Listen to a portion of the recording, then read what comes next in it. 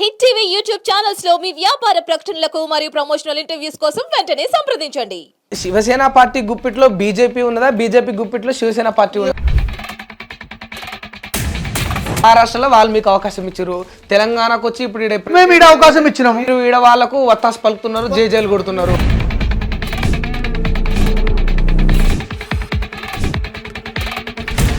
మీరు మాట్లాడిన దానికి ప్రతి ఒక్కదానికి సమాధానం చెప్పాల్సిన అవసరం నాకు లేదన్నా. ఇప్పుడు ఇక్కడ ఒక భూతం ఉన్నది, ఓ భూతాన్ని ధర్మేసిరు, అది మంచిగా అవుతుంది అనుకో, దేవత అనుకున్నారు. ఇక్కడ కూడా భూతమే వచ్చి, అవును టీఆర్ఎస్ పార్టీ భూతమే. తెలంగాణ ఎవరు తెచ్చిరన్న తెలంగాణ? ఎవరు తెచ్చారు చెప్పు, మీరు చెప్పండి ఎవరు తెచ్చారు? టీఆర్ఎస్ పార్టీ వల్ల అది సాధ్యపడింది. వైఎస్ రాజశేఖర రెడ్డి ఉన్న రోజులు ఎందుకో తెలంగాణ అంశాన్ని బయటికి తీసుకొచ్చి దీక్ష చేయలేదు ఎందుకో?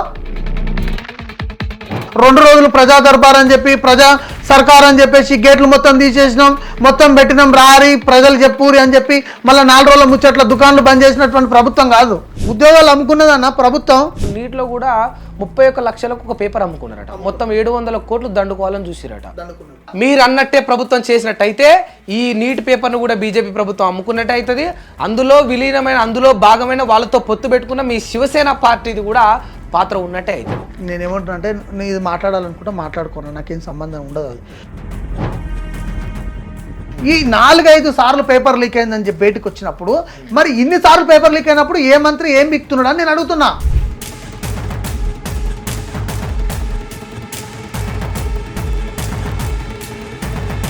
పైసలు ఉన్నోళ్ళనే తీసుకొచ్చి మీరు ఇంటర్వ్యూ చేస్తారంట కదా.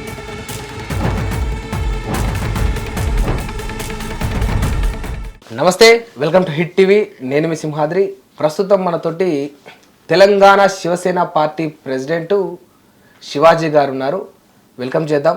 అసలు తెలంగాణలో శివసేన పార్టీ యొక్క పాత్ర ఏంటి, భవిష్యత్తులో ఏమైనా రాజకీయంగా పాత్ర పోషించగలుగుతుందా, రాజకీయంగా మార్పులు తీసుకురాగలుగుతుందా? మరి మహానీయులే పార్టీలు పెట్టిండ్రు, కనుమరుగైపోయినరు. మరి వీళ్ళతో ఏమవుతుంది, వీళ్ళేం చేయగలుగుతారు అన్నీ కూడా నేరుగా అన్నతోనే అడిగి తెలుసుకుందాం. అన్న నమస్తే. నమస్తే సింహాద్రి అన్న. బావరా అన్న? బాగున్నాను. ఏందన్నా శివసేన పార్టీ తెలంగాణలో సాధ్యమా? ఎందుకు కాదు? అవుతుందా? ఎందుకు కాదు అంటున్నా. అవుతుందా అని మీకు ఎందుకు వచ్చింది ఆ సందేహం అని అడుగుతున్నా. మహానీయులే పార్టీలు పెట్టిరు, కనుమరుగైపోయారు. మహానీయులే పోటీలు చేసిరు, ఓడిపోయారు. సాధారణమైనటువంటి చెట్టు కింద ప్లేట్ వాళ్ళే ఈరోజు కేంద్ర మంత్రులు అవుతున్నారు. బండి సంజయ్ అన్న మీరు గుర్తు రావట్లేదా? పక్కన ఆంధ్రప్రదేశ్లో కేంద్ర మంత్రి అయ్యిండు. ఆయన పరిస్థితిని ఎంపీటీసీ ఎంపీ అయ్యిండు, కేంద్ర మంత్రి అయ్యిండు. మహానీయులు ఓడిపోయారు. ఇందిరాగాంధీ ఓడిపోయారు, ఎన్టీ రామారావు ఓడిపోయారు, రాహుల్ గాంధీ ఓడిపోయిండు. మహానీయులు ఏందన్న? రాజకీయాలకు మహానీయులు ఏంది, సాధారణమైనటువంటి వ్యక్తులు ఏంది? జబర్దస్త్ అంతా ఇప్పుడు రాజకీయ ఈ రోజులలో సరే గతంలో అంటే జరిగింది, ఇప్పుడు రాజకీయం అంతా డబ్బుతోనే అయిపోయింది కదా అన్న. నేనేమంటున్నా, 100 కోట్ల రూపాయలు ఉన్న వాళ్ళు కూడా ఓడిపోయారు. మీరు ఎలక్షన్ చరిత్ర తీసి చూసుకోవచ్చు. కోటీశ్వర్లు కూడా ఓడిపోయారు. వాళ్ళు ఏదైనా డబ్బులేక ఓడిపోయారు అన్న? డబ్బులేక ఓడిపోయారా? మీరు ఒక మాట చెప్పండి. ఇప్పుడు కేంద్ర మంత్రులు ఉన్నారు. కేసీఆర్ ఓడిపోయిండు అన్న, డబ్బు లేదా కేసీఆర్ తను? కామారెడ్డిలో కేసీఆర్ ఓడిపోయిండు, డబ్బు లేకనే ఓడిపోయిండంట. నా ప్రశ్నకు సమాధానం చెప్పన్నా. డబ్బు శాశ్వతం కాదన్న. పబ్లిక్ అనుకోవాలి గెలిపియాలని. శివాజీ మంచి పని చేశాడు అనుకోవాలి. మరి పబ్లిక్ అనుకోవాలని మీరే అంటున్నారు. మరి శివసేన పార్టీని, శివాజీని పబ్లిక్ అనుకుంటారా? 100% అనుకుంటున్నాను. అనుకోవాలంటే ఏదో ఒకటి చేసి ఉండాలి. మేము చేస్తూనే ఉన్నాం కదా. ఏం చేసిరు? మీరు నిరుద్యోగుల కోసం కష్టాలు పడ్డాం, రైతుల కోసం కష్టాలు పడ్డాం, ఈ రాష్ట్రంలో హిందువులు పడుతున్నటువంటి అవాసాల కోసం కష్టాలు పడ్డాం, ఉద్యోగాలు రావాలని కష్టాలు పడ్డాం, ఎన్నో విధాలుగా కార్మికుల కోసం కష్టాలు పడ్డాం, ఆర్టీసీ సోదరుల కోసం కష్టాలు పడ్డాం, పోరాటాలు చేసినాం, రోడ్డు మీదకి వచ్చినాం, అరెస్టులు అయినాం, కేసులు పెట్టించుకున్నాం. ఇన్ని చేసినా కూడా మీకు ఇంకా గుర్తింపు లేదు అన్న. నేనేమంటున్నా అంటే ఒకటే విషయం, నేను భజన పరుల గురించి నేను మాట్లాడదలుచుకోలే అన్న. మమ్మల్ని చూపెట్టేటోళ్ళు చాలా తక్కువ మంది ఉంటుండొచ్చు. ఈరోజు మాకు అవకాశం ఇచ్చారు. హిట్ టీవీ ద్వారా మాకు ఈరోజు కూర్చోబెట్టి శివాజీ అనే పర్సన్ పనిచేస్తున్నాడు, సొసైటీలో తిరుగుతున్నాడు, శివాజీ అనే పర్సన్ ఏదో ఒక రోజు ఏదో ఒకటి అవుతున్నాడు, ప్రజల కోసం కష్టపడుతున్నాడు అని సింహాద్రి అన్న పిలిపించి నాకు ఈరోజు ఇక్కడ ప్లేస్ ఇచ్చిండన్న. నన్ను ఇక్కడ కూర్చోబెట్టి నన్ను అడుగుతున్నాడు. 10 మంది తెలవాలంటే కొంత టైం పడుతుంది. ఇప్పుడు ప్రధాన టీవీ ఛానల్లో రాకపోయినంత మాత్రాన శివసేన పార్టీ లేదు, శివాజీ లేడు అన్నట్టు కాదు కదన్న సింహాద్రి అన్న. ఇప్పుడు మీరు మీ ఛానల్ పెట్టి 2-3 సంవత్సరాలు అవుతుండొచ్చు. 3 సంవత్సరాల తర్వాత నన్ను ఇడికి పిలిపించారు. 3 సంవత్సరాల తర్వాత మీరు తెలుసుకోరు. ఇంకో 3 సంవత్సరాల తర్వాత ప్రధాన టీవీ ఛానల్ తెలుసుకుంటుండొచ్చు. పబ్లిక్ ఇంకో 5 సంవత్సరాల తర్వాత తెలుసుకుంటుండొచ్చు. నా వయసు 30 ఏళ్ళు అన్న. నేను 60 ఏళ్ల వరకు నేను స్టామినాగా ఉంటా. నేను ఈ ప్రజల కోసం కొట్లాడతాను. నిజంగా అంటే ప్రధాన టీవీ ఛానల్ తెలుసుకుంటుండొచ్చు, పిలిపిస్తుండొచ్చు, మీతో మాట్లాడుతుండొచ్చు, మీ గురించి ప్రచారం చేస్తుండొచ్చు. మరి కానీ పబ్లిక్ నమ్మాలి కదా అన్న. నేనేమంటున్నా అంటే, టీవీ ఛానల్లో రోజు పొద్దుగులు డిబేట్లు కూర్చుంటే వాళ్ళు చాలా మంది ఓడిపోయారు. మీరు తెలుసుకోండి చరిత్రలో. పబ్లిక్ లో ఉండాలన్న. పబ్లిక్ గ్రౌండ్ రియాలిటీ ఏందో తెలియాలి. ఈరోజు రైతులు పడుతున్న కష్టాల గురించి తెలవాలి. ఈరోజు అనాథాశ్రమంలో మగ్గుతున్నటువంటి వాళ్ళ గురించి ఆలోచన చేస్తలేరు, వాళ్ళ గురించి తెలుసుకోవాలి. హాస్టళ్లలో చదువుతున్నటువంటి విద్యార్థుల గురించి తెలుసుకోవాలి. బస్ ఎక్కిపోతున్నటువంటి సాధారణమైనటువంటి ప్రజల గురించి తెలుసుకోవాలి. చిన్న చిన్న దుకాణాలు పెట్టుకొని చిన్న చిన్న వ్యాపారాలు చేసుకొని ఈరోజు పూట గడవక, తిండి వెళ్ళక, పిల్లలు వెళ్ళక చాలా విద్యార్థుల పరిస్థితులు ఉన్నాయి, రైతుల పరిస్థితులు ఉన్నాయి. అన్ని రకాల పరిస్థితుల గురించి తెలుసుకొని వాళ్ళ సమస్యల బాగు కోసం కొట్లాడడానికి అవకాశం ఇవన్నీ మీరు తీర్చగలుగుతారన్న? 100% తీర్చగలుగుతాం. ఇప్పుడు మహారాష్ట్రలో ఏ పాటు తీరుస్తున్నారన్న? మహారాష్ట్రలో 100% తీరుస్తున్నాం. చూడండి మీరు,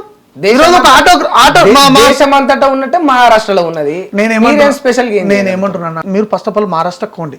మహారాష్ట్రకి పోయి ఏక్నాథ్ షిండే గారి పరిపాలన ఎట్లా ఉందనేది మీరు హిట్ ద్వారా ఖచ్చితంగా మీరు ఒపీనియన్ తెలుసుకోండి, ఒపీనియన్ పోల్ తెలుసుకోండి. ప్రతి ఒక్క 100 మందిలో 100% 75% మహారాష్ట్రలో ఏక్నాథ్ షిండే గారి పాలన అద్భుతంగా ఉన్నది అనేది మీకు 100% మీకు తెలుస్తుంది. మీరు అది చేయండి, అక్కడ ఎంక్వైరీ చేయండి, అక్కడ ఖచ్చితంగా తీసుకోండి, ఒపీనియన్ తీసుకోండి, తర్వాత నాతోటి మాట్లాడండి. ఎందుకంటే మహారాష్ట్రలో అద్భుతమైనటువంటి ప్రదర్శన నడుస్తూ ఉన్నది.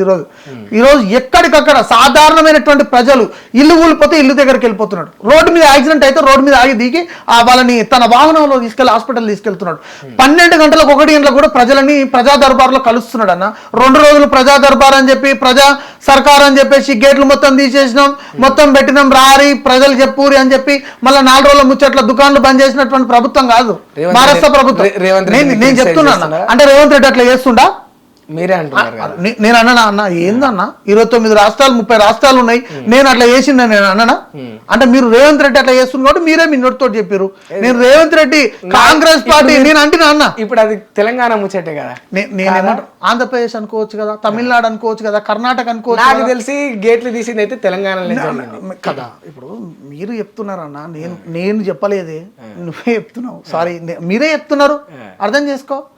నేనేమన్నా మహారాష్ట్రలో మీరు వెళ్ళండి, నా ఏమన్నా రండి. మీకు మహారాష్ట్రలో ఎవరైనా తెలిసినటువంటి ప్రజలు ఉంటే, సామాన్య ప్రజలు ఉంటే వాళ్ళ కష్టాల కోసం అక్కడ మనం వెళ్దాం. వర్ష ప్రభుత్వ బంగ్లా, సీఎం బంగ్లా పేరు వర్ష. 2 గంటలకు కల్పిస్తానా రాత్రి, 1 గంటలకు కల్పిస్తా, ముఖ్యమంత్రిని కల్పిస్తా. మీరు చాలా చూడండి టీవీ ఛానళ్ళల్లో ఆయన ఇంటర్వ్యూలు ఇచ్చేది మొత్తం 12 గంటలకు 1 గంటలకు. ఆయన ఎప్పుడు అనుకుంటాడో పిల్లలు ఎవరికి తెలియదు. ఈరోజు సంచలనమైనటువంటి ముఖ్యమంత్రి ఏక్నాథ్ షిండే గారు తనకు వచ్చినటువంటి తక్కువ సమయంలో ముఖ్యమంత్రి పదవిని ఈ విధంగా చేయొచ్చు అని చెప్పి నిరూపించినటువంటి గొప్ప వ్యక్తి ఏక్నాథ్ షిండే గారు. ఆయన సారథ్యంలో నేను పనిచేసినందుకు కూడా నేను గర్వంగా ఫీల్ అవుతున్నాను.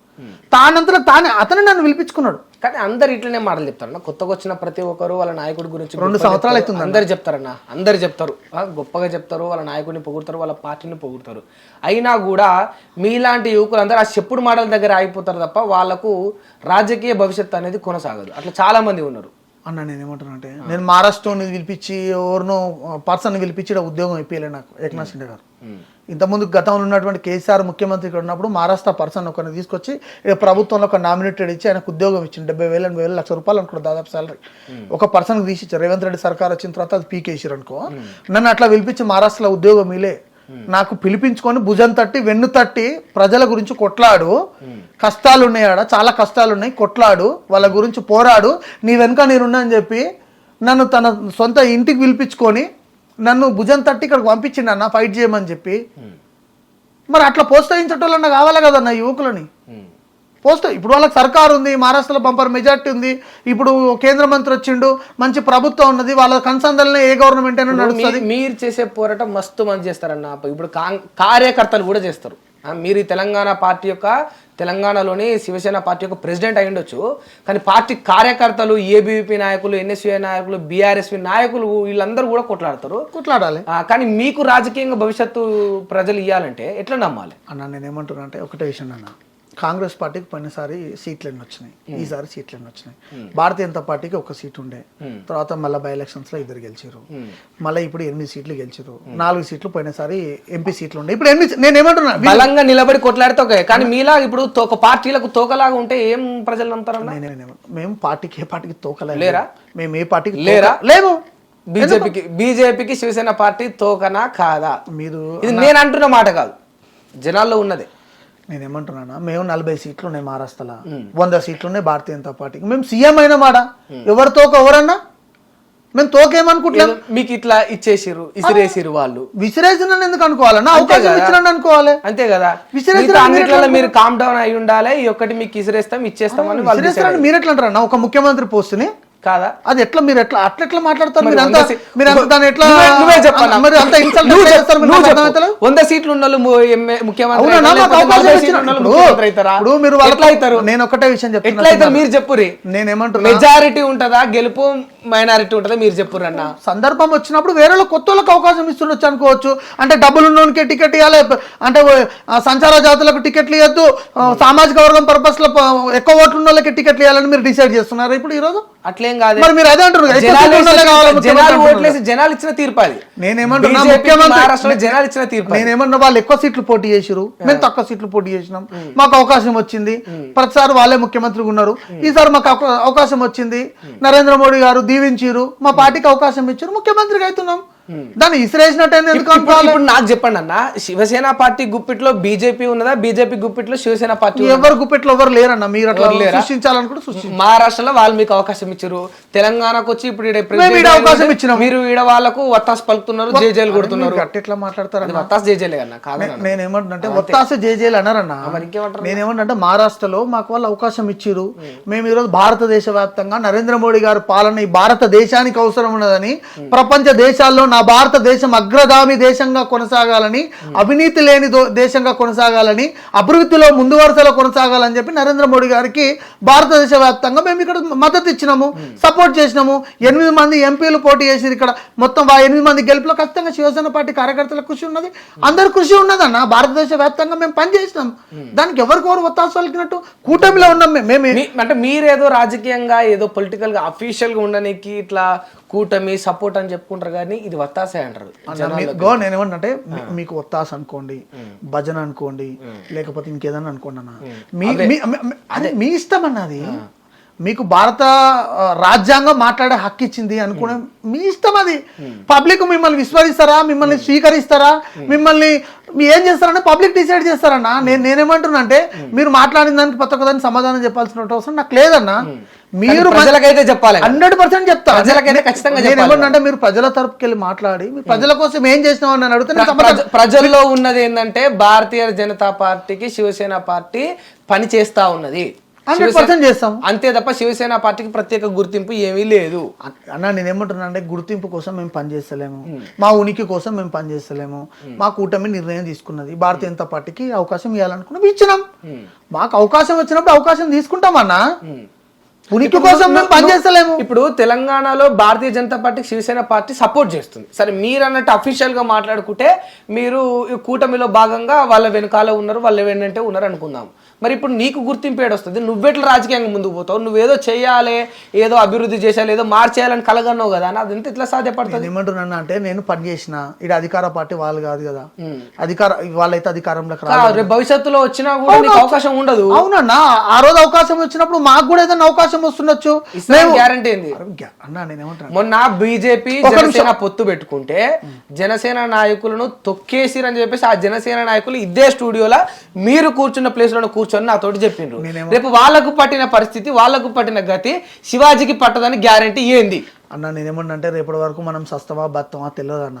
ఇప్పుడు రేపటి కోసమే కదా నేను చెప్పేది, రేపటి కోసమే కదా ఇదంతా. నేను చెప్పేది నాన్న, రేపేదో చెడు జరుగుతుంది అని చెప్పి ఈరోజు నిర్ణయం తీసుకున్న వ్యక్తి శివాజీ కాదు. నేను 2015 నుంచి ఇప్పటి వరకు నిర్ణయం తీసుకోకపోవచ్చు, కానీ రేపు మంచి జరుగుతుందని మాత్రం నిర్ణయం తీసుకోవాల్సిన బాధ్యత మన మీద ఉంటుంది. 100% తీసుకుంటాము. సమయం సందర్భం చెప్తుంది అన్న, ఎవరు ఏందనేది సమయం సందర్భం డిసైడ్ చేస్తుంది.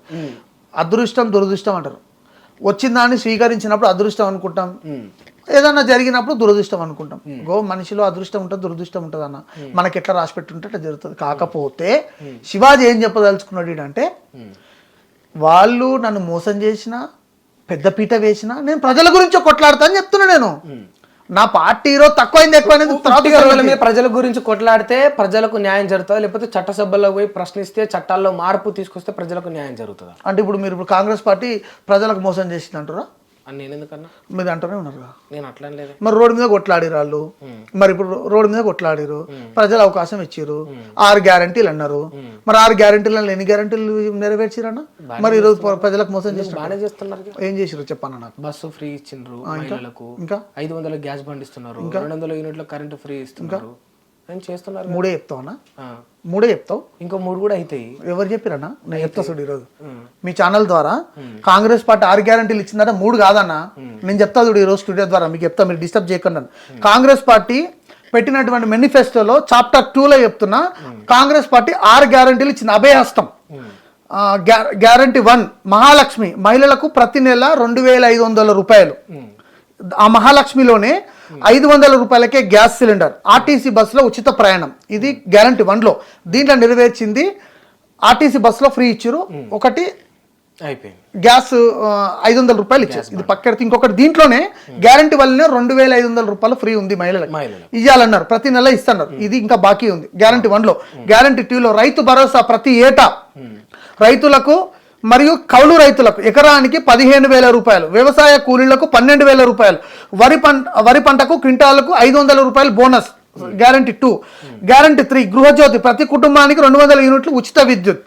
ఇందిరమ్మ ఇండ్లు, ఇల్లు లేని వారికి ఇంటి స్థలం మరియు 5 లక్షల రూపాయలు, ఉద్యమకారులకు 250 చదరపు గజాల ఇంటి స్థలం. యువ వికాసం గ్యారంటీ 5. విద్యార్థులకు 5 లక్షల విద్యా భరోసా కార్డు, ప్రతి మండలంలో తెలంగాణ ఇంటర్నేషనల్ స్కూల్స్. గ్యారంటీ 6 చేయుత, 4,000 రూపాయల 4,000 నెలసరి వారి పింఛన్, 10 లక్షల రాజీవ్ ఆరోగ్య బీమా. ఈ 6 గ్యారంటీలు 100 రోజులే చేస్తాను. 2 రోజులు అయిందన్నా ఇవన్నీ చేసిరా? అవునన్నా, దీంట్లో చేసింది నేను చెప్తా చూడు. దీంట్లో చేసింది 200 యూనిట్ల ఇది కరెంటు ఫ్రీ ఇస్తున్నారు. దీంట్లో కూడా పూర్తి ఫ్లెడ్జ్ గా జరగట్లేదు. చాలా మందికి కరెంటు లేవు, గుడిసెలలో ఉన్న వాళ్ళు ఉన్నారు.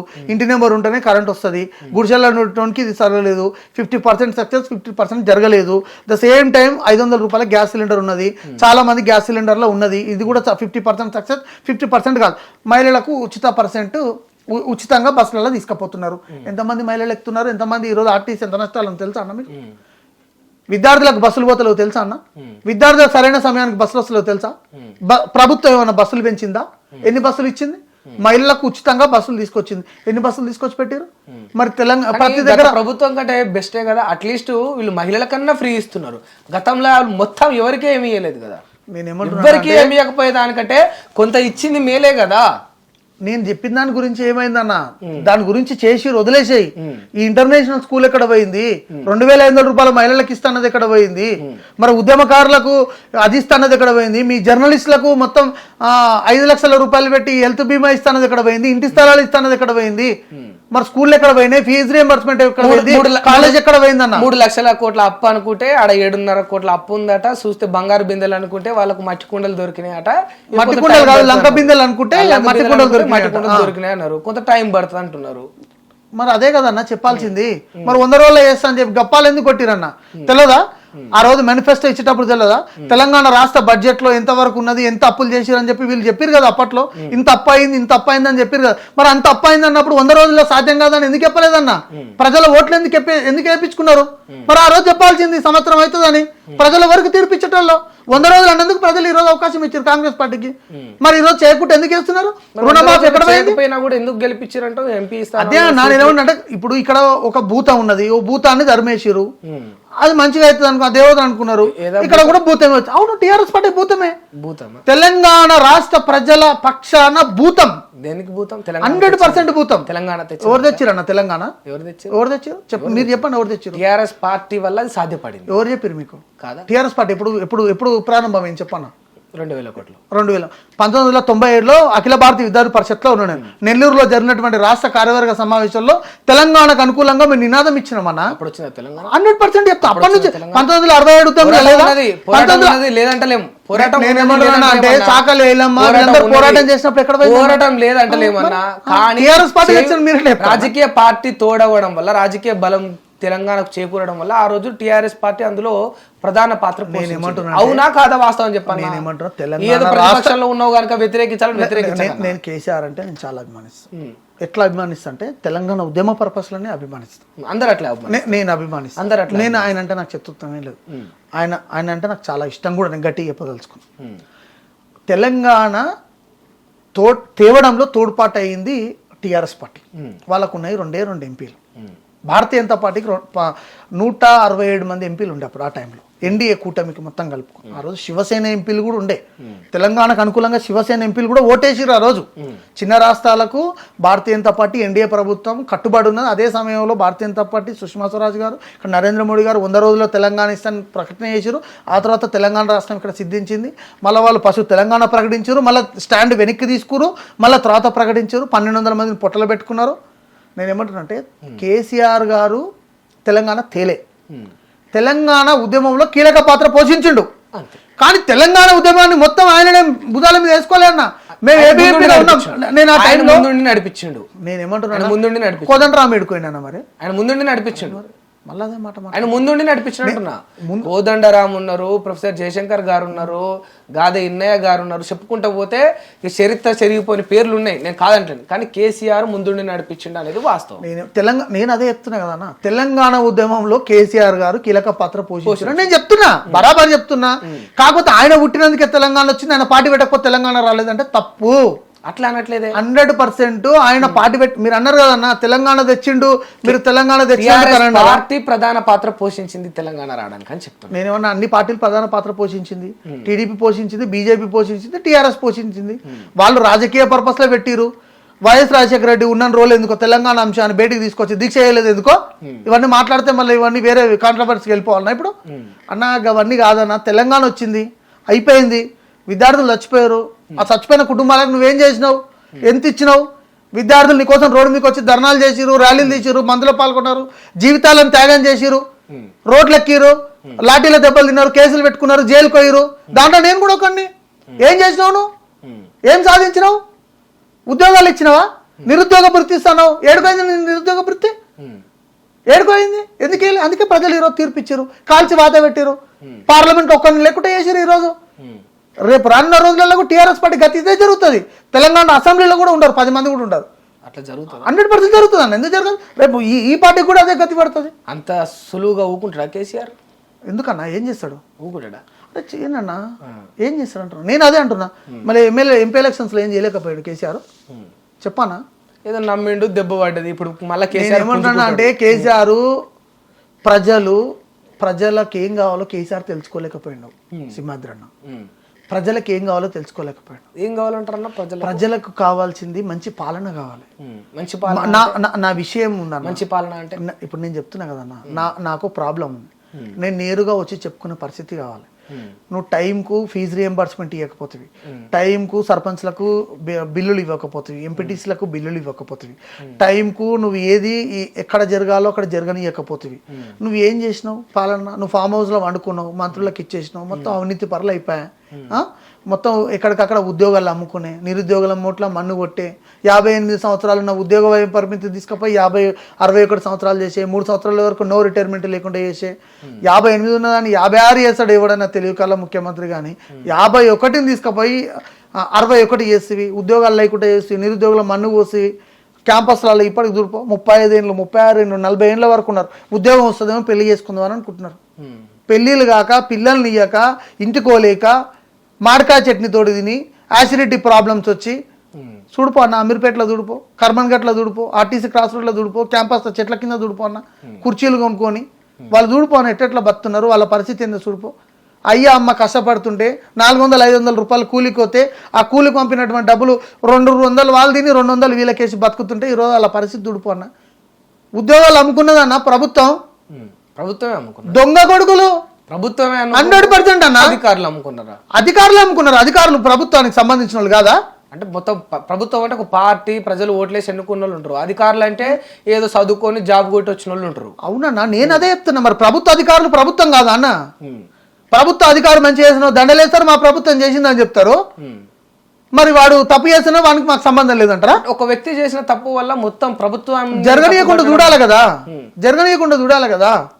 అంటే ఇప్పుడు బయట ఏం తప్పు జరుగుతుందో మనకి ఎట్లా తెలుస్తుంది అన్న? నేను అదే అంటున్నా. నేను అదే ఒకసారి జరిగిందన్న తప్పు. గ్రూప్ 1 ఎగ్జామ్ ఇప్పుడు ఇన్నిసార్లు ఎందుకు వేసిరన్నా? ఒక మాట అడుగుతున్నా.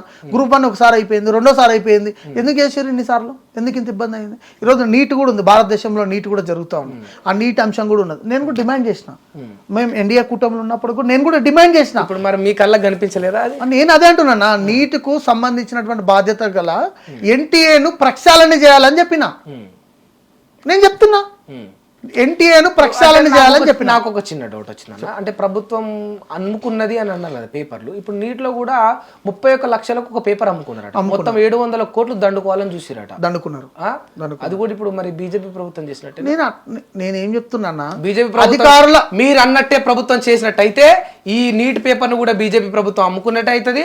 అందులో విలీనమైన, అందులో భాగమైన వాళ్ళతో పొత్తు పెట్టుకున్న మీ శివసేన పార్టీది కూడా పాత్ర ఉన్నట్టే అవుతుంది. మరి నేనేమంటున్నా అంటే, నేను ఇది మాట్లాడాలనుకుంటా మాట్లాడుకున్నా, నాకేం సంబంధం ఉండదు. అది నేను ఇంతకుముందు కూడా చెప్పిన అధికారుల తెలివిగా సమాధానం చెప్పొచ్చు, అదే తెలివిగా నేను చెప్తున్నావు నీకు సంబంధం ఉండదు. ఎన్టీఏను ప్రక్షాళన చేయాలని నేనే చెప్పిన, నీకంటే ముందు నేనే చెప్పిన. ఎన్టీఏను ప్రక్షాళన చేయాలి, దోషులను కఠినంగా శిక్షించాలి. ఇలాంటి ఘటనలు మరెక్కడ జరగకుండా ప్రభుత్వం ఖచ్చితంగా అలర్ట్ గా ఉండాలి. దీనికి బాధ్యత వహించాల్సింది ప్రభుత్వమే. ఖచ్చితంగా బాధ్యత వహించి దాన్ని ప్రక్షాళన చేయాలి, ఆ దోషులను కఠినంగా శిక్షించాలని నేను డిమాండ్ చేసిన. గ్రూప్ 1 విషయంలో జరిగింది. ఒకవేళ దోషులకు కఠినంగా శిక్ష పడకపోతే మీ పార్టీలు తప్పుగా వ్యవహరిస్తున్నాయని ఒప్పుకుంటారా? 100% ఒప్పుకుంటారు. ఎవరైనా ఒప్పుకుంటారు, నా ప్రజలు ఒప్పుకుంటారు. మమ్మల్ని ఓడగొడుతుండొచ్చు. శివాజీ రోజు పార్టీ పదవులు ఉన్నాడు కాబట్టి శివాజీ ఒప్పుకోకపోతుంది. ప్రజలకు తెలిసినప్పుడు ప్రజలైతే సంపూర్ణమైనటువంటి తీర్పు ఇస్తారని ఎందుకు అనుకోవద్దు? శభాష్ అన్న, ఒప్పుకుంటున్నావు, చాలా సంతోషం. నాకు 100% న్యూట్రల్ గా ఉన్నావు. 100% నేను ప్రజల పక్షిని. నేను గవర్నమెంట్ కాదన్నా. ఈరోజు నా గవర్నమెంట్ తప్పు చేస్తే కూడా నా గవర్నమెంట్ తప్పు చేసిందని చెప్పే సూటిగా మాట్లాడే వ్యక్తిని నేను 100% చెప్తున్నా. ప్రజలు ఎవరో ఒకరో ఇద్దరు చేసిందని ప్రభుత్వాన్ని నేను ఒడిగట్టట్లే. నీట్ ఒకసారి జరిగింది, ఇంకోసారి జరగొద్దని చెప్పి నేను డిమాండ్ చేస్తున్నా. గ్రూప్ 1కు ఇంత ముందుకు ఏది మన ఈ కరెంటుకు సంబంధించినటువంటి ఉద్యోగాలను, దాంట్లో ఎలక్ట్రీషియన్ సంబంధించినటువంటి దాన్ని అమ్ముకున్నారు, అవి బయటకు వచ్చినాయి. తర్వాత గ్రూప్ 1కి వచ్చినాయి. ఈ గ్రూప్ 1 దీనికి సంబంధించినటువంటి ఇంకా వేరే ఎగ్జామ్స్ జరిగినాయి. ఈ 4-5 సార్లు పేపర్ లీక్ అయిందని చెప్పి బయటకు వచ్చినప్పుడు, మరి ఇన్ని సార్లు పేపర్ లీక్ అయినప్పుడు ఏ మంత్రి ఏం పీక్తున్నాడు అని నేను అడుగుతున్నా. ఏ మంత్రి ఏం పీక్తున్నాడు, ఏం పీకిండు? ఏం భయం అవుతలేదు అన్న? భయం ఎందుకు అవుతుంది అన్న? అంత డేర్ ఎందుకు? డేరే ఉంటుంది, బరాబర్ ఉంటుంది. అంటే చిన్న మాట కాదు కదా. అవును, మరి ఏం పీకిండని అడుగుతున్నా. నిరుద్యోగులు అంటే నీకు మళ్ళీ అట్లే అంటారు ఎందుకన్నా? అవునన్నా, మరి మేము నిరుద్యోగులం అంతా చెట్టు కింద కూర్చొని చదువుకుంటున్నాం అన్న. 16 గంటలకు 15 గంటలు 14 గంటలు అట్లా అనొచ్చు. అవును, మరి ఏం పీక్తారు ప్రజలు మీకు? మళ్ళీ అట్లే అంటారు. మళ్ళీ అదే అంట అన్న, నేను కూడా మళ్ళీ బరాబర్ అంట. ఏ మంత్రి ఏం పీకిండని చెప్పి పేపర్ లీక్ అయింది, మళ్ళీ అదే రిపీట్ చేస్తున్నారు, గమ్మతున్నారు. 100 సార్లు అంటానా నేను? అనొచ్చా అట్లా? 100 సార్లు అంటా. ఎందుకంటే నాకు ఉద్యోగం ఉందన్న, నాకు ఇబ్బంది అవుతుంది. నేను తెలంగాణ కోసం కొట్లాడినా, నా ఉద్యోగం నాకు వస్తుందని కొట్లాడినా, నాలాంటి 100 మంది 1,00,000 మంది తెలిసి రాజకీయంలో ఇట్లా మాట్లాడితే భవిష్యత్తు ఉండదేమో అన్న. ఉండకపోని అన్న, నేను ప్రజల కోసం కొట్లాడుతానా. నేను ఎమ్మెల్యే అయ్యి ఎమ్మెల్సీ అయ్యి పార్లమెంట్కి పోతేనే నేను లీడరా? ప్రజల కోసం కొట్లాడతా. భగత్ సింగ్ పోయిండు అన్న పార్లమెంట్ కు, చంద్రశేఖర్ ఆజాద్ పోయిండు అన్న, అర్జున్ సీతారామన్. వాళ్ళు ఇన్స్పిరేషన్ అని చెప్తున్నా అన్న, వాళ్ళు ఇన్స్పిరేషన్ అని చెప్తున్నా, వాళ్ళు ఇన్స్పిరేషన్ అని చెప్తున్నా. పోల్చుకోవద్దా? పోల్చుకుంటా, భగత్ సింగ్ తోడే పోల్చుకుంటా. భగత్ సింగ్ లాగా 4 రోజులు బతకాలనుకుంటా నేను. తప్పే ఉందన్నా? తప్పే ఉంది చెప్పన్నా? సాధ్యమా? 100% సాధ్యమే. భగత్ సింగ్ ఇప్పుడు కలియుగంలోనే భగత్ సింగ్ పుట్టి, ఈ రోజుల్లో కలియుగంలోనే ఈ రోజు భగత్ సింగ్. ఎందుకు కాదన్న? అందరు ఎట్లా మీరు, నేను ఏమంటున్నాను అంటే 140 కోట్ల మందిలో అందరూ ఒకటేలాగా ఉంటారు అనుకోవడం తప్పన్న. నీ చేతికున్నటువంటి ఏళ్ళు ఒకలాగా లేదన్నా. అందరు అవినీతి పరులు అవుతారు, అందరు దుర్మార్గులు అవుతారు, అందరు పైసల కోసం. అందరు చెప్పేటోళ్ళే ఏళ్ళలాగా వ్యవహరించేటోళ్ళే అందరు కూడా. నేను అదే అంటున్నా, అందరూ ఆ ఏళ్ళ లెక్కనే ఉంటారు అని చెప్తున్నా నేను కూడా. కానీ ఇట్లా స్టోరీలు అందరు చెప్తారన్న, కానీ ఎండ్ ఆఫ్ ది డే వచ్చేసరికి పొలిటికల్ గా, రాజకీయంగా, డబ్బులకు ఎక్కడో దగ్గర లొంగిపోతారు కదా. నేను అదే చెప్తున్నా, అందరూ ఏళ్ళ లెక్కనే ఉండరు అని చెప్తున్నా. నేను మళ్ళీ అదే స్టోరీ చెప్తున్నా. ఉండరు, కానీ అట్లనే ఉంటారని మీరేట డిసైడ్ చేస్తారన్నా? అందరిని అట్లే చూస్తున్నాం కదా. నేనేమంటున్నా అంటే, మీరు చూసింది అన్న, మీరు 100 బుక్కులు చదివి ఉంటారన్న, మనకు తెలియని బుక్కులు ఇంకా కోట్లాది బుక్కులు ఉంటాయన్న. మీరు చదివిందే మ్యాండేటరీ అనుకోకండి. నేను చదవని బుక్ ఈ శివాజీ 100% అనుకో. అదే చెప్తున్నా అన్న. 3 సంవత్సరాల తర్వాత నీకు నేను కనపడ్డా, మళ్ళీ 3 సంవత్సరాల తర్వాత నా దగ్గరికి రా. ఏందన్నా ఆ రోజు ఏం మాట్లాడినా, ఈ రోజు ఏం మాట్లాడినాను, స్క్రీన్ పెట్టు, ఆ రోజు మాట, ఈ రోజు మాట, మాట కలుపుదాం, బరాబర్ ఉంటుంది అన్న. శివాజీ మాటిస్తే తప్పడు.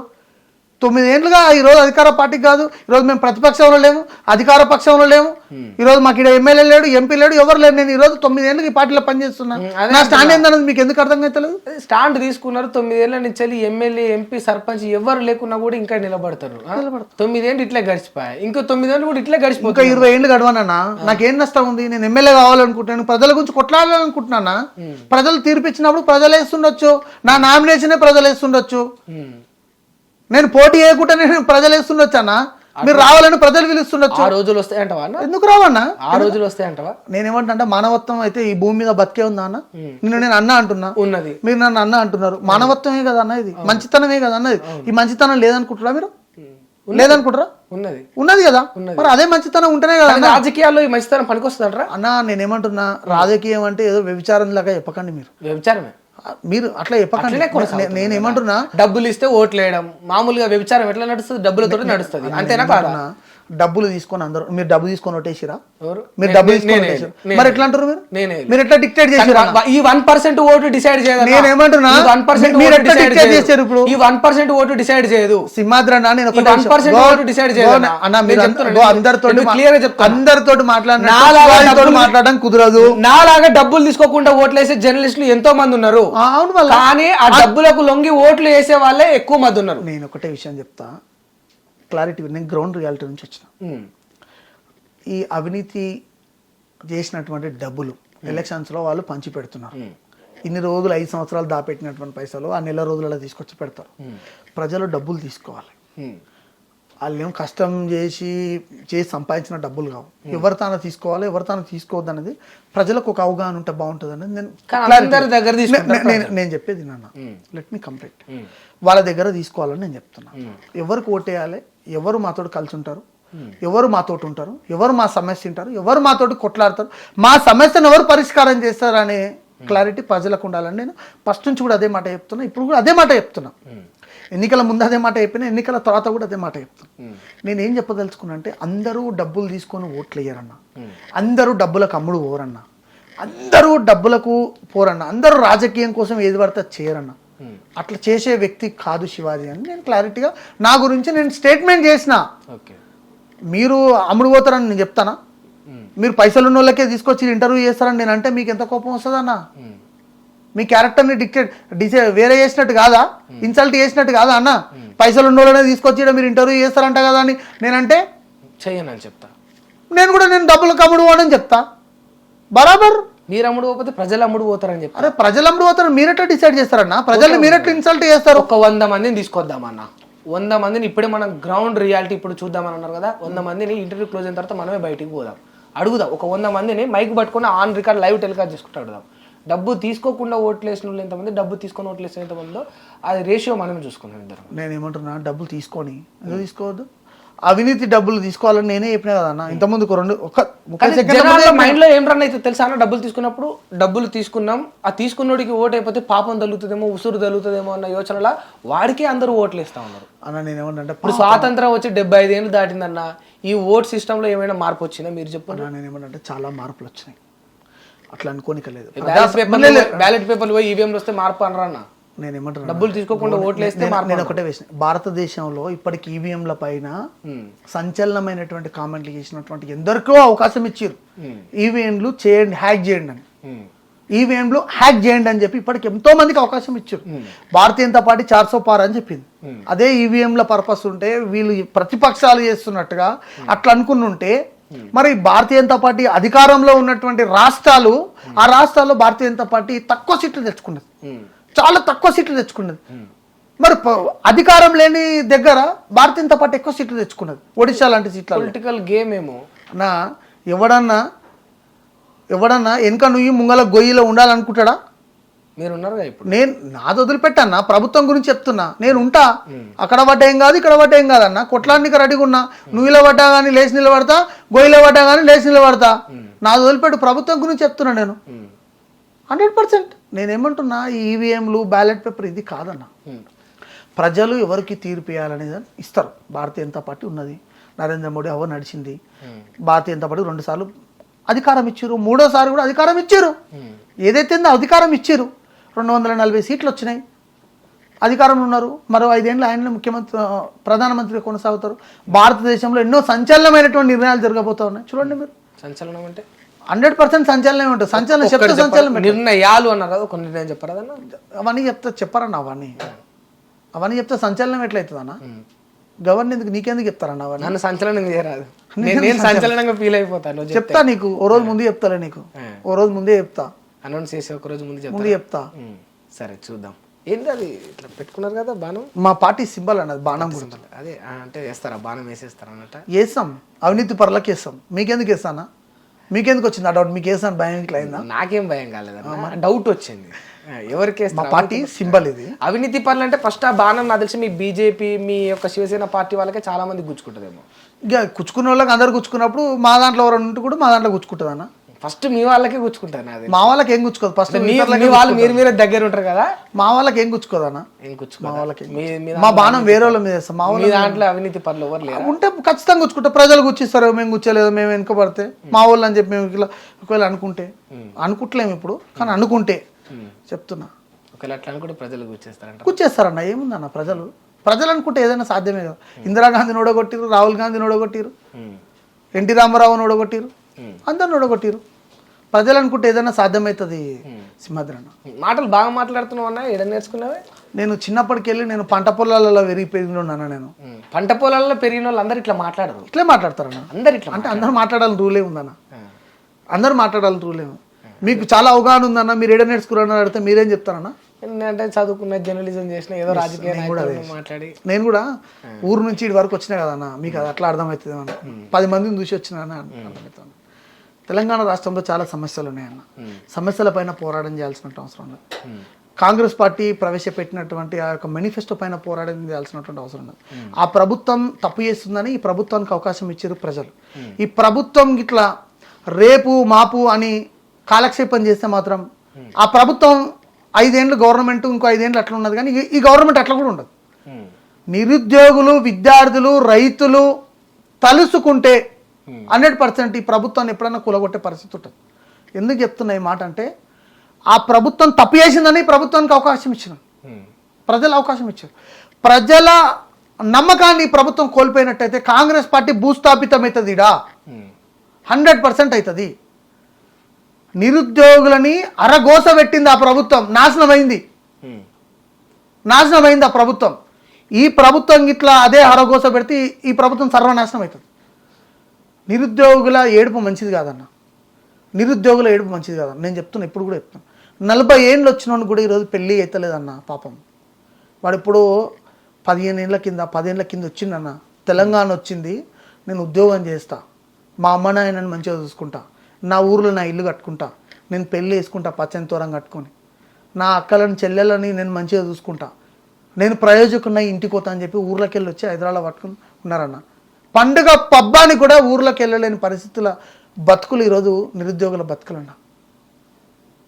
నిరుద్యోగులను అరగోస పెడుతున్నారన్న, వాడుకుంటున్నారన్న. ఈరోజు నిరుద్యోగులని ప్రతి రాజకీయ పార్టీ నిరుద్యోగులను వాడుకొని ఈరోజు అధికారంలోకి వస్తున్నారు. ప్రతి అంటే మీది కూడా ఉందా? అధికారంలోకి వస్తున్న పార్టీ గురించి చెప్తున్నాను. మీరు అధికారంలోనే ఉన్నారు, నేను అదే చెప్తున్నాను. ప్రతి ఇక్కడ తెలంగాణ రాష్ట్రంలో మాట్లాడుతా ఉన్నాను. 100% ప్రజలు మ్యాండేటరీ, ప్రజలే సుప్రీం, ఎవరికొవరు సుప్రీం కాదన్నాడు. మంత్రులైనా ఇంతకుముందుకు అన్నారు కదా, మంత్రులైనా సీఎం అయినా ఇక్కడ ప్రజల సేవకులే. ప్రజలు నీకు సేవ చేసేందుకు అవకాశం ఇచ్చారు, అది గుర్తుపెట్టుకో. 4 కార్లు వేసుకొని కాన్వాయిలు పెట్టుకొని తిరుగుతా నువ్వు లీడర్ కాదు. అట్లా తిరిగిన వాళ్ళు అందరూ ఈరోజు మళ్ళీ ట్రాఫిక్ల సిగ్నల్ల కాడ వెయిట్ చేస్తారు ఈరోజు. కాబట్టి ప్రజల నమ్మకం ఈ ప్రభుత్వం కోల్పోయినట్టయితే 100% ఈ ప్రభుత్వానికి తగిన బుద్ధి మాత్రం రాష్ట్ర ప్రజలు చెప్పడానికి సిద్ధంగా ఉన్నారు.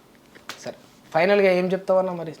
తెలంగాణ రాష్ట్రంలో శివసేన పార్టీ ఒక బలమైనటువంటి శక్తిగా తయారు చేసేందుకు నా దగ్గర ఒక సంపూర్ణమైనటువంటి కార్యాచరణ ఉన్నది. ఏ టైంలో ఏం చేయాలనేది శివాజీకి బాగా తెలుసు. 100% చేస్తా. శివసేన పార్టీని తెలంగాణ రాష్ట్రంలో ఒక బలమైన శక్తిగా చేస్తా. గ్రామాన శివసేన జిండని విస్తరిస్తా. ప్రజల సమస్యల గురించి పోరాటం చేయడం కోసం వాళ్ళని కంకణబద్ధులై నిర్ణయిస్తా. 100% నేను కూడా గ్రౌండ్ రియాలిటీకి వెళ్ళిపోతా. నేను పార్టీ ప్రెసిడెంట్ అని ఆఫీస్ ఆ టైప్ కాదు. నేను ప్రజలు ఎక్కడ కష్టపడితే నాకు సాధ్యమైనంత వరకు నేను 100% వాళ్ళ తరపున కొట్లాడేందుకు సిద్ధంగా ఉంటాం. ఓకే. ప్రజలు కూడా శివాజీ నమ్మిన వాళ్ళు ఎవరైనా ఉంటే, శివాజీ పైన నమ్మకం ఉంటే నాతో పాటు కలిసి రావాలి, నాతో పాటు నాకు తోడ్పాటు అందించాలి, నేను చేసే ప్రజా ఉద్యమంలో నాతో పాటు కలిసి రావాలని ప్రజలందరినీ కూడా విజ్ఞప్తి చేస్తున్నా. నేను ప్రజల కోసం కష్టపడడం కోసం నేను ప్రతి క్షణం జీవిస్తున్నా. ఓకే. నా దేశం, నా ధర్మం, ఇక్కడ ఉన్నటువంటి హక్కులు, దేశం కోసం, ధర్మం కోసం, హక్కుల కోసమే జీవిస్తున్నా. ఓకే. నాతో పాటు కలిసి రావాలని చెప్పి పేరు పేరున ప్రతి ఒక్కరు కూడా విజ్ఞప్తి చేస్తున్నాను. ఓకే. సరే, ఇంటర్వ్యూ క్లోజ్ చేసే ముందు నేను కొందరు వ్యక్తుల పేర్లు చెప్తా. నాకు వాళ్ళ గురించి 1 word answer, only 1 word answer, ఒకటే పదంలో ఆన్సర్ చెప్పు. ఉన్నది ఉన్నట్టు చెప్పేసి. ఫస్ట్ నరేంద్ర మోడీ గారు, ప్రపంచ నాయకుడు, ఏక్నాథ్ షిండే, మంచి కార్యకర్త, రేవంత్ రెడ్డి, ఉద్యమకారుడు, ఉద్యమకారుడు, కేసీఆర్, తెలంగాణ ఉద్యమకారుడు, కేటీఆర్, మేనేజ్మెంట్ కోట, బండి సంజయ్, సిద్ధాంత గల కార్యకర్త, కిషన్ రెడ్డి, సిద్ధాంత గల కార్యకర్త, అమిత్ షా, చాణక్యుడు, నిర్మలా సీతారామన్, ఆర్థికవేత్త, హరీష్ రావు, మంచి రాజకీయ నాయకుడు, బట్టి విక్రమార్క, మంచి రాజకీయ నాయకుడు, ఫైనల్గా శివాజీ. పోరాడే వ్యక్తి. థ్యాంక్ యూ అన్న. హిట్ టీవీ యాప్ ని డౌన్లోడ్ చేసుకోండి. ఇందులో short news, live news, entertainment movies అన్ని అవైలబుల్ గా ఉన్నాయి. Please download Hit TV app. Hit TV app. Hit TV యాప్ని ఫ్రీగా డౌన్లోడ్ చేసుకోండి.